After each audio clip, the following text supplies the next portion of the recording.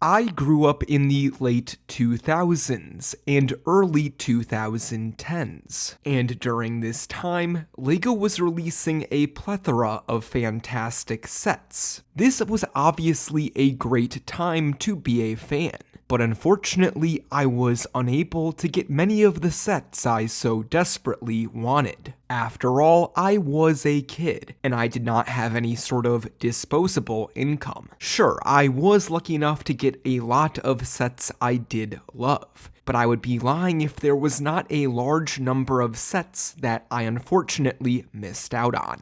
Today, I thought it would be fun to talk about the LEGO Star Wars sets I regret not buying. While LEGO Star Wars is not a theme I discuss much or have a lot of interest in at the moment, it was one of my favorite properties back in the day. Starting off, the first set I wish I had purchased is none other than Palpatine's Arrest, a set released in 2012. No, it is not a perfect set. Still though, this set provided fans the ability to recreate one of the most iconic scenes from the Star Wars prequels, as it came with Palpatine, Anakin, and the 4 Jedi that show up to arrest the Chancellor. It's not every day you get this many Jedi and Sith minifigures in just one set. And while the office could have been a little bigger, it does include all the memorable features, while providing fans with plenty of space to move around the minifigures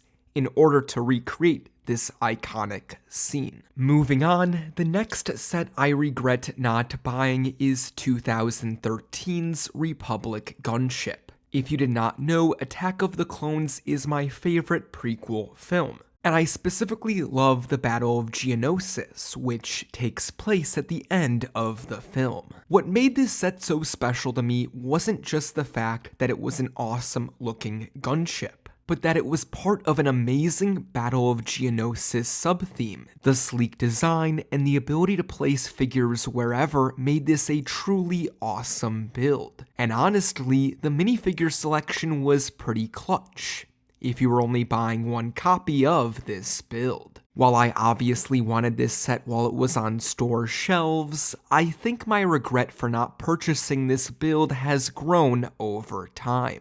Unfortunately, this is the last minifigure scale Republic Gunship to hit shelves. Staying in 2013, the Ewok Village is yet another build I regret not picking up. I'll never forget when the official images for this set dropped in 2013. I was truly amazed at the set LEGO had put together. If you don't know, I love location sets, and obviously I adore the Ewok Village. In addition to giving fans nearly 20 minifigures, LEGO created a beautiful village in the trees that was not only packed with details, but also perfect for display. At a price tag of $250, I'd argue that this was a fair amount for such an amazing set. Moving on to 2014, a set I wish I had picked up is the Mos Eisley Cantina.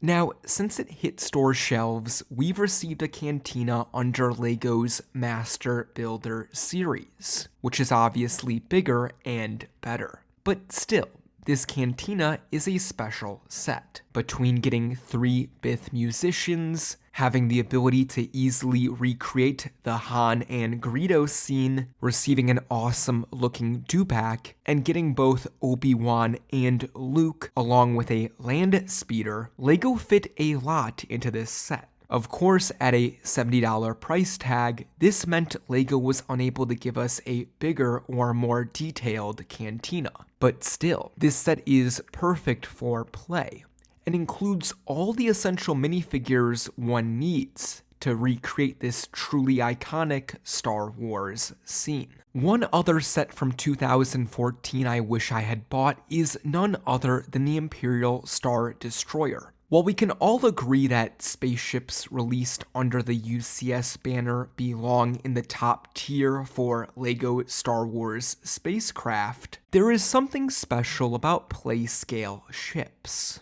As a young kid, I remember seeing the 2006 Imperial Star Destroyer in different promotional material, and it was a set I always wanted, but missed out on.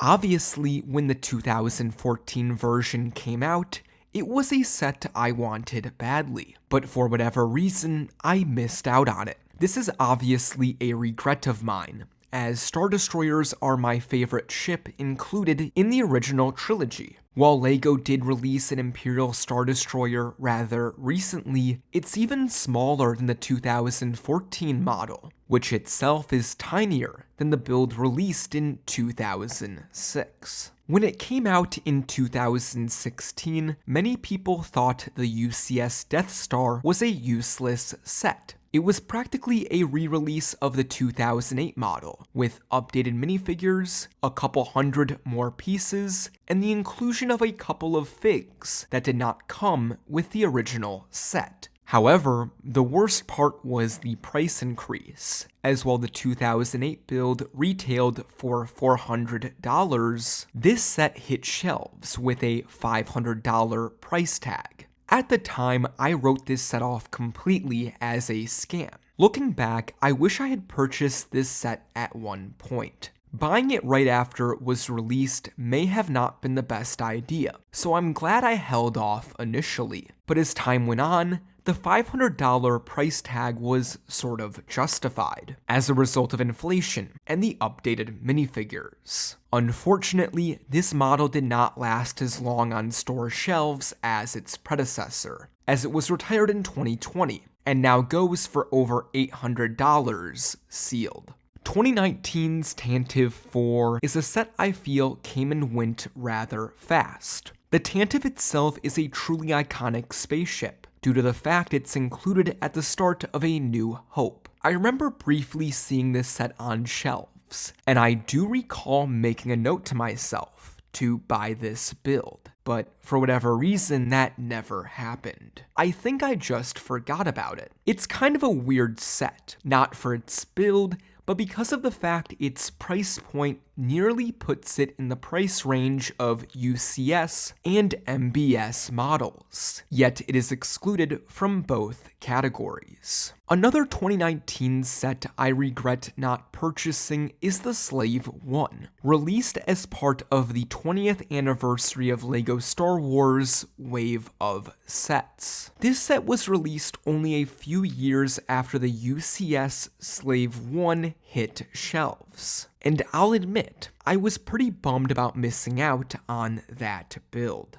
Of course, the 2019 model was by no means a UCS set, but it was one I still thought seemed pretty good, with its minifigure selection and the overall sleek but detailed design. I think the $120 price tag was what prevented me from purchasing. That about wraps up my list of the LEGO Star Wars sets I regret not buying. Be sure to let me know down below what Star Wars sets you missed out on, and how you feel about my picks.